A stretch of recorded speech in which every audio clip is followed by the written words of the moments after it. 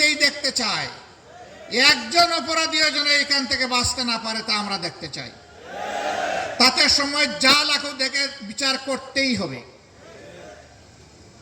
এরা রাজনৈতিক দল হতে পারে না।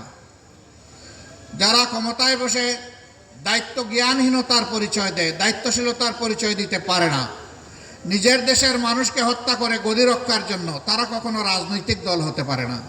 তারা একটি সন্ত্রাসী দল। ইতিমধ্যেই সরকার তাদের সন্ত্রাসী ছাত্র সংগঠনকে নিষিদ্ধ ঘোষণা করেছে। এদের হাতে কত মায়ের মুখ খালি হয়েছে। এক আবরার ফাহেদ নয়, এরকম আবরার ফাহাদের মতো কত লোক, কত ছাত্রকে, আমাদের কলিজার টুকরাকে তারা নির্মমভাবে হত্যা করেছে। এরা প্রত্যেকটি শিক্ষা প্রতিষ্ঠানকে অস্ত্রাগারে পরিণত করেছিল। মদের বোতল আর অস্ত্র দিয়ে ভরে রেখেছিল। গণরুম তৈরি করে নির্যাতন চালাতো। নামাজি ছাত্রদেরকে নামাজে দেখলেই শিবির ত্যাগ দিয়ে তাদের উপর ঝাঁপিয়ে পড়ত।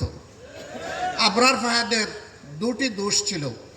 একটি ছিল সে আধিপত্যবাদের বিরুদ্ধে কথা বলেছিল, আরেকটি হলো সে নামাজ পড়ত। এই দুটি তাদের কাছে অসহনীয় ছিল। এই জন্য নির্মমভাবে তাকে পিটিয়ে তার জীবন প্রদীপ নিভিয়ে দেওয়া হলো। এটা শুধু ঢাকা বিশ্ববিদ্যালয়ের বুয়েট নয়, সারা বাংলাদেশের সমস্ত শিক্ষা প্রতিষ্ঠানকে চর দখলের মতো তারা দখল করে নিয়েছে। এমনকি আমাদের মেয়েদের, কমলমতি মেয়েদের বিদ্যাপীঠগুলাকেও তারা কলুষিত করেছিল। এই কথাগুলা বলতে হৃদয় ভেঙে যায়, লজ্জায় মাথা নত হয়ে আসে।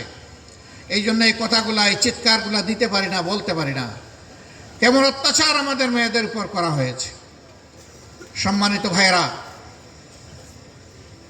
এরা তো এদেশেরই মানুষ ছিল, কেন তাদের এত ক্ষোভ এই দেশ এবং জাতির উপর, বিশেষ করে ছাত্র সমাজের উপর?